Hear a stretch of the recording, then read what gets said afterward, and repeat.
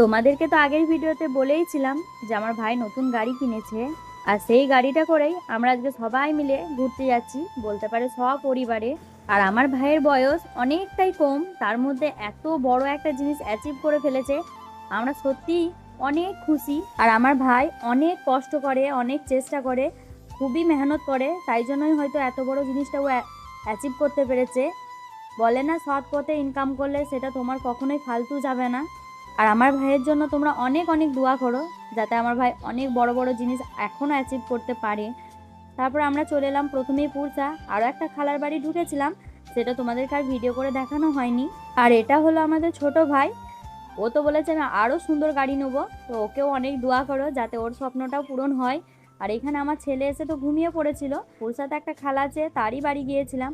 আমরা এখনও অনেক অনেক জায়গা ঘুরবো, সেগুলো সব তোমাদের কাছে শেয়ার করব। তোমরা আমার পরে পরে ভিডিওগুলো দেখতে থাকো।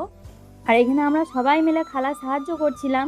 খালা একা মানুষ, তার উপরে আবার ছোট একটা বাচ্চা আছে, তারপরেও এত কিছু করেছে। তাহলে ভাবো, যদি বাচ্চা না থাকতো, খালা যদি একা হতো, তাহলে খালা কত কিছু করতো।